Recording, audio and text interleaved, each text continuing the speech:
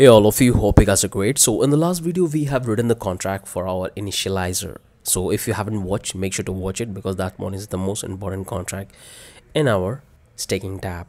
In this video we're going to build the contract for our Ownable. So let's write it down. So we have to define our license identifier. Then we have to define the Solidity version. We can come down, we have to import the contract. So we need to import our context contract, and that's what we're going to use to check the context of our stage. So we can come here, we have to define the abstract contract and we're going to call it Ownable, and we're going to own couple of property from our context. So this is what you have to do. I hope you guys have used OpenZip library and other different contract. So that's what we are doing exactly here. We have built our own contract, the libraries, and that's what we are using in this particular context. So we can come here, we'll take this address private owner, and we have to define this particular event ownership transfer address, and we have the index, the new owner. So these are the two things we are passing. Then we can come here, we'll take the constructor. Inside that we have to transfer the ownership, the message.sender, because that's the function we have in our context, so that from there we are getting it. So this is our constructor. Now we can come here, we have to take this modifier, we'll say only owner, and we'll check owner. So this is the function we're going to call it, and then we have to simply close that modifier. Looks pretty good. Now we can come here, we have to take a function called owner, public view virtual returns. It will return the address, then we'll say return owner. So it will say that which is the owner of the contract, like who is the owner of the contract, it is going to return.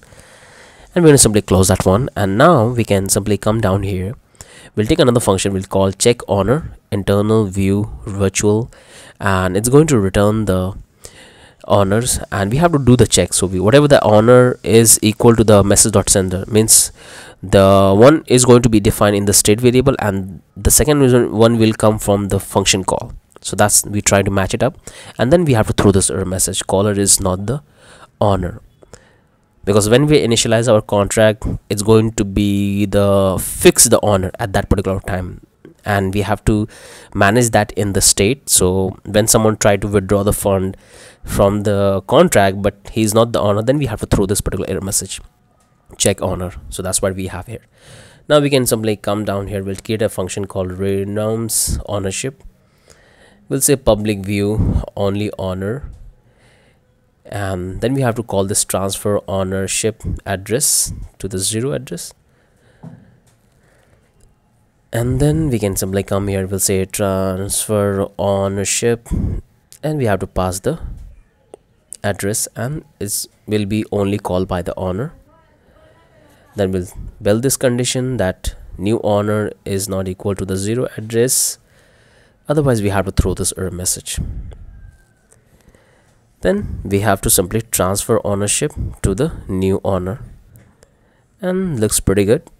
Basics function we have. Now we can come here, we have to build a function called transfer ownership.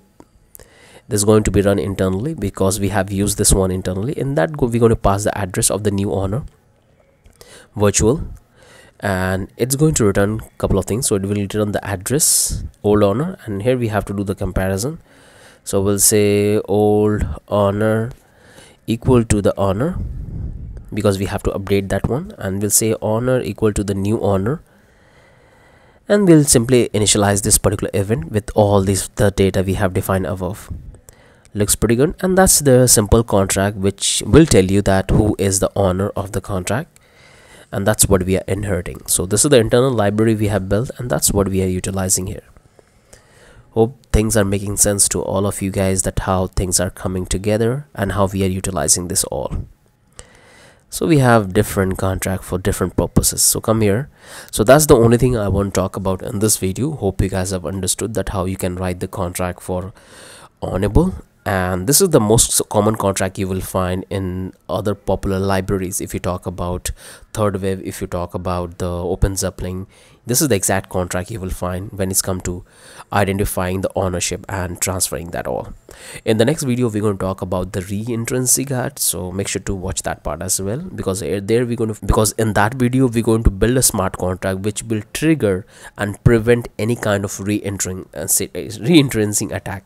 So let's move to that video.